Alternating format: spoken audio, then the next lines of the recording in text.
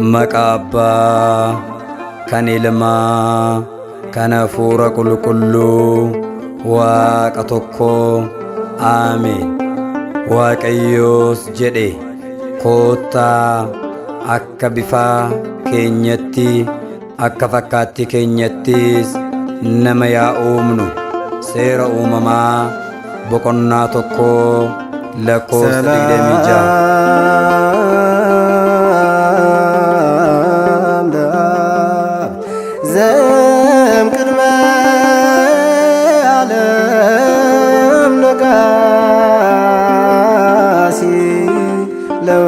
ሰላም ሥጋ ማርያም ለባሲ ለመንፈስ ቅዱስ ሰላም ኃጢአት ዓለም ደምሳሲ ኃይል ሥላሴ ወፀወንየ ሥላሴ በስመ ሥላሴ እቀጠቅጥ ከይሲ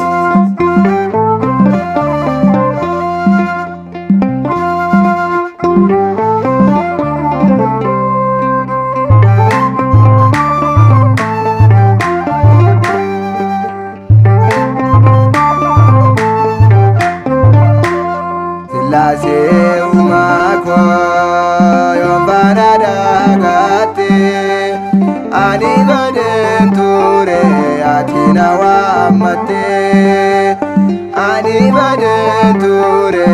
atina wamate Lase umako yombana dagate Ani badenture atina wamate Ani badenture atina wamate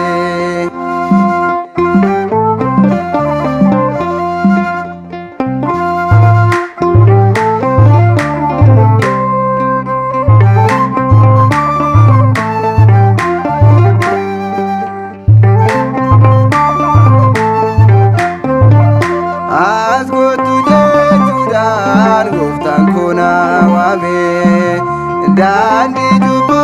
iraba dubyamundeme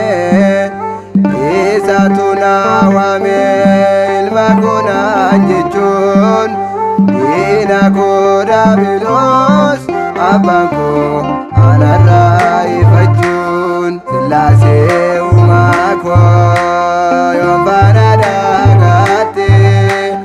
Ani badenture atina wamate Ani badenture atina wamate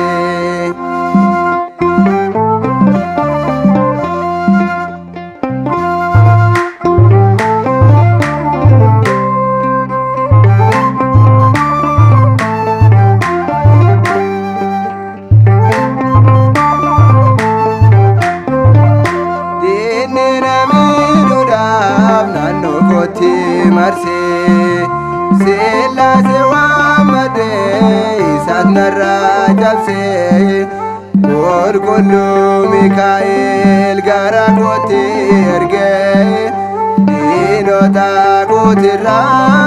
uumanko gargar na baafate Sillaase uumako yombana dagate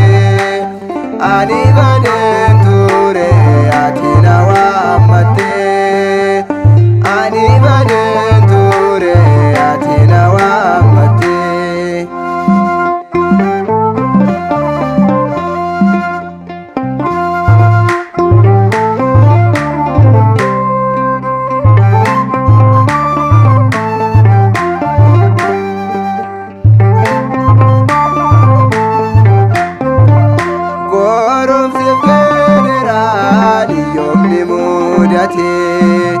Unduma dandaye wakasa eeggate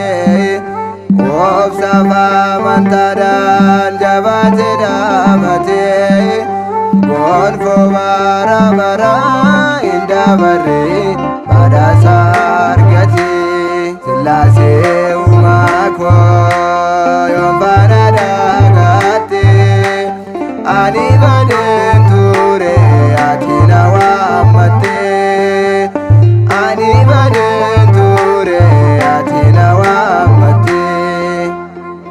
sillaase uumaa koo yoon faana daagatte ani